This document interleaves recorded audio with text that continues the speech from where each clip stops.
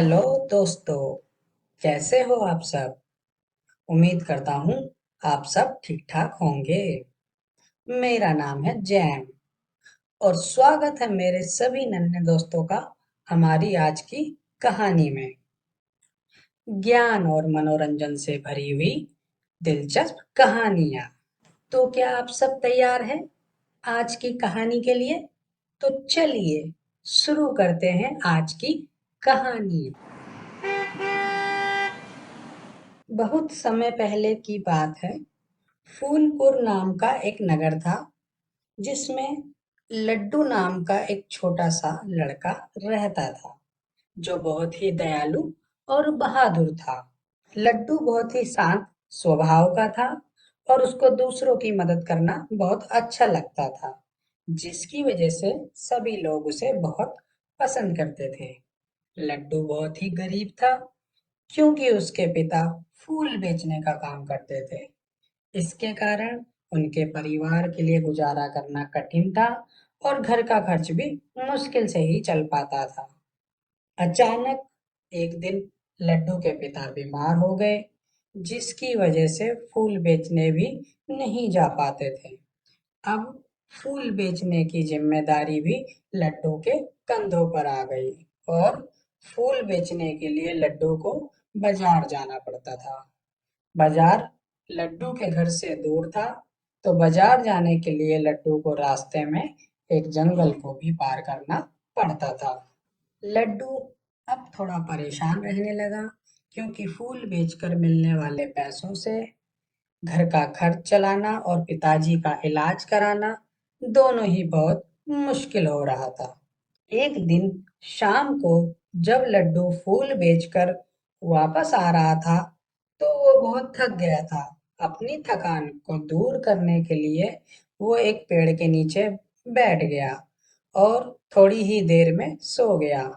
सोकर जब लड्डू उठा, तो उसने देखा कि कुछ छोटे से रंग बिरंगे तोते उसके आसपास खेल रहे थे और उनमें से एक छोटा सा तोता उसकी फूलों की टोकरी के ऊपर बैठा हुआ था। लड्डू को अब अपनी आंखों पर विश्वास नहीं हो रहा था क्योंकि वह तोता जादुई था जो लड्डू से बात कर सकता था। उसने लड्डू से बोला, मुझे बहुत प्यास लगी है, तो क्या तुम मुझे थोड़ा सा पानी पिला सकते हो? लड्डू जो कि बहुत ही दयालु था, उसने अपनी पानी की बोतल निकाली और तोते को पानी पिला दिया।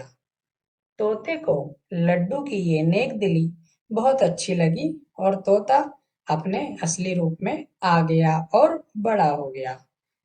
अब तक तोते को पता लग चुका था कि लड्डू एक बहुत ही अच्छा और गरीब लड़का है, तो तोते ने उसको बताया कि जंगल में एक पेड़ के नीचे जादुई बॉक्स छिपा हुआ है। उस जादुई बॉक्स में ऐसी ताकत है कि वो उसमें कुछ भी रख दे तो वह उसको बढ़ा देता है। लड्डू को उस बॉक्स के बारे में बताकर वह तोता वहां से चला गया। लड्डू अब बहुत उत्सुक था और उसने जंगल से उस बॉक्स को लाने का निश्चय किया ताकि वह उस जादू का उपयोग करके अपने घर का खर्च चला सके, अपने पिताजी का इलाज करवा सके और साथ ही साथ गांव वालों की भी मदद कर सके।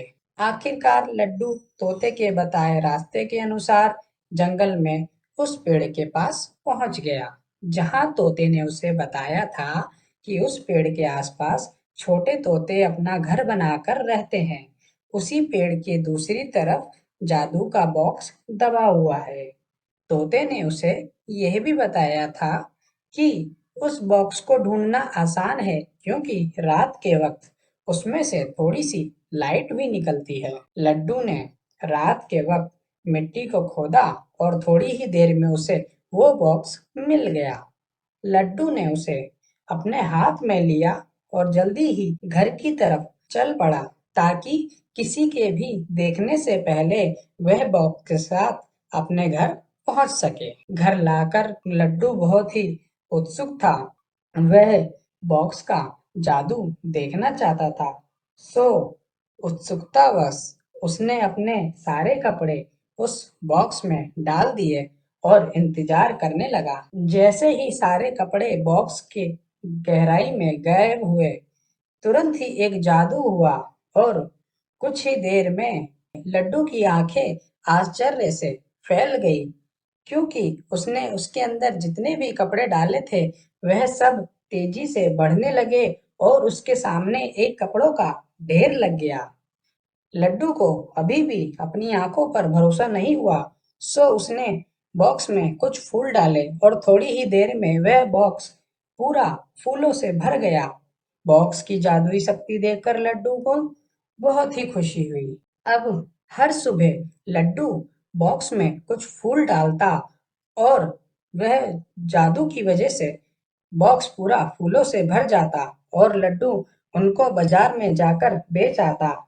इस तरह करते-करते धीरे-धीरे लड्डू के घर की हालत सुधरने लगी और उसने बहुत सारा पैसा भी कमाया।